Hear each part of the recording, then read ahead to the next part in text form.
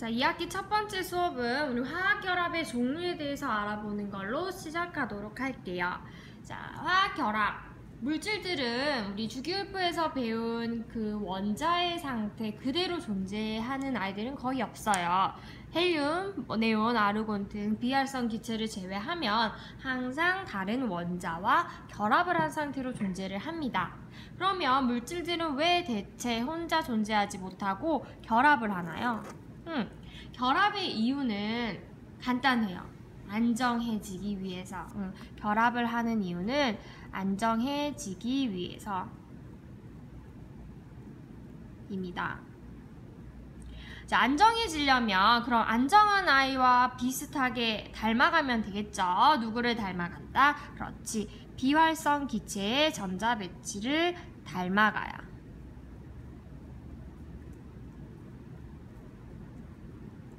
이게 목표예요. 자, 그러면 어떤 방식으로 조금 이 비활성 기체를 닮아가는 방식을 세 가지 정도로 구분을 할 수 있는데 첫 번째는 비금속과 금속이 만났을 때의 형태를 얘기를 해볼게요. 자, 비금속이 금속과 결합을 할 때는 어떻게 해야 양쪽 모두가 비활성 기체의 전자 배치를 만족할 수 있을까요? 그렇지, 금속은 전자를 잃고 비금속은 전자를 얻어서 이온이 되어야겠죠.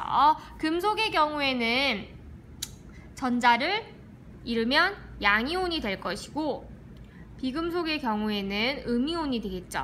이렇게 음이온과 양이온 사이에 무슨 인력? 전기적 인력으로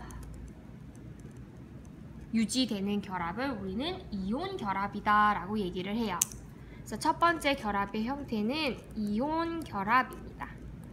자, 이온 결합의 대표적인 예는 소금을 들 수 있겠죠. 금속인 나트륨은 전자 몇 개를 잃어서 하나를 잃어서 네온의 전자 배치를 갖고, 그리고 염소는 염화이온으로 되면서 전자를 하나 얻게 되겠죠. 이 둘 사이의 정전기전 인력으로 이루어진 것이 소금입니다. 두 번째, 비금속이 또 다른 비금속과 결합을 할 때도 있더라는 거야. 딱 두 개만 결합을 하는 건 아니니까 몇 가지 종류가 더 결합을 할 수 있어요. 비금속 간의 결합을 한번 생각해 볼게요. 이 두세 가지 모두의 원소가 전자를 얻고 싶어 해요. 그런데 이 전자를 줄 만한 아이는 주변에 없는 거야. 그래서 이들은 서로 남는 전자를, 필요한 전자들을 공유하면서 비활성 기체의 전자 배치를 따라가려고 합니다. 그래서 이런 결합을 우리는 공유 결합이라 부르죠.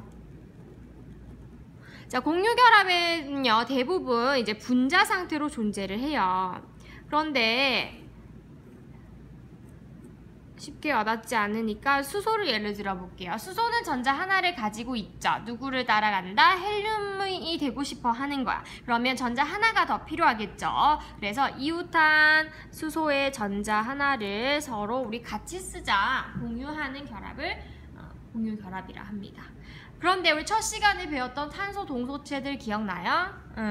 플로렌을 뺀 나머지 네 가지는 C와 C, 즉 비금속끼리 공유 결합을 하고 있지만 분자가 아닌 결정의 형태를 하고 있어요. 그래서 그러한 아이들은 따로 원자 결정이라는 말을 씁니다. 다이아몬드나 흑연 이런 아이들이 원자 결정에 속하겠죠. 마지막은요, 그렇지, 금속과 금속의 결합도 빼먹을 수 없겠죠. 금속끼리의 결합. 우리가 알고 있는 금, 은, 구리 이런 아이들은 모두 금속 결합을 구성하고 있어.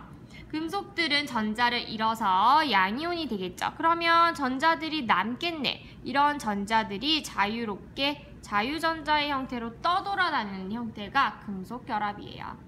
그런데 사실 화학원에서는 금속 결합은 조금 논외로 중요성이 좀 떨어지는 편이에요. 이 자유전자가 양이온들 사이를 자유롭게 돌아다니면서 하나의 금속의 틀을 구성을 합니다. 자, 그러면 항상 종소체 할 때도 얘기를 했지만 전기 전도성이 중요한 특징입니다. 전기 전도성을 한번 생각을 해볼 건데 선생님이 여기서 설명을 하지는 않을 거예요. 이온 결합 같은 경우에는 고체, 액체 뿐만 아니라 또 어떤 상태에서의 전기 전도성을 한번 생각을 오냐면 얘네들은 물에 잘 녹는 성질이 있어요. 그래서 그렇지 물에 녹았을 때의 상태를 우리가 뭐라고 하지? 수용액이라고 하죠. 수용액에서의 상태의 이제 전기 전도성도 전기 전도성이 있다 없다로 구분을 해서 한번 생각을 해보세요. 뭐 책을 찾고 그러지 말고 스스로 한번 생각을 해서 답을 맞춰보도록 할게요. 전자가 움직일 수 있느냐 없느냐만 파악을 하면 됩니다. 전류라는 건 전자의 움직임이라고 했죠.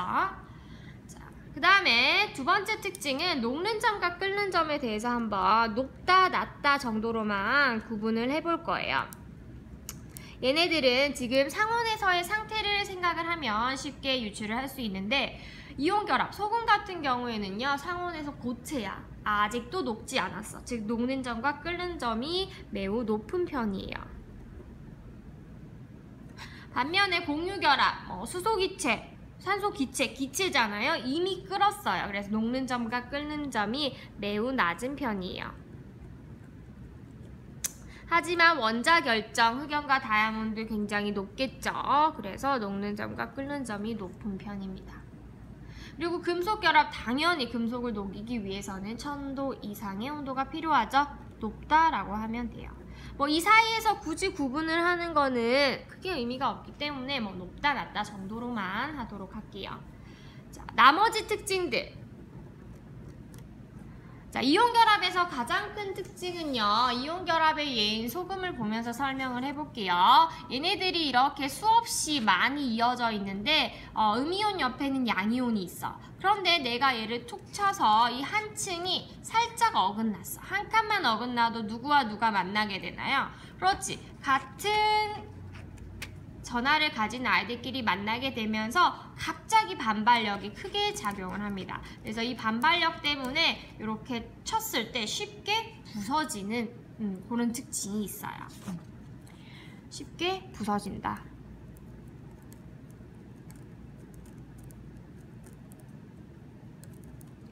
자, 그리고 공유결합 같은 경우는 아까도 얘기했지만 대부분 분자 상태로 존재합니다. 마지막 금속결합. 금속들은요 전성과 연성,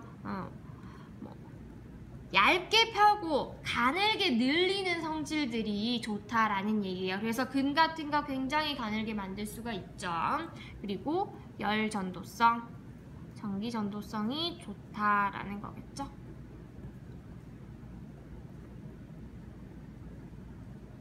다른 것들에 비해서 라고 이해를 하면 되겠죠. 그래서 이렇게 구분을 하시고 다시 처음으로 돌아가서 화학결합은 비활성 기체의 전자 배치를 따라가면서 안정해지기 위해서 하는 것이다. 그런데 비활성 기체 우리가 배우는 20번 안에서 헬륨을 제외하고는 비활성 기체라면 원자과 전자 주변에 전자가 8개죠. 그래서 8개를 맞춰가려는 전자 배치라고 해서 이것을 옥텟 규칙이라는 말을 써요.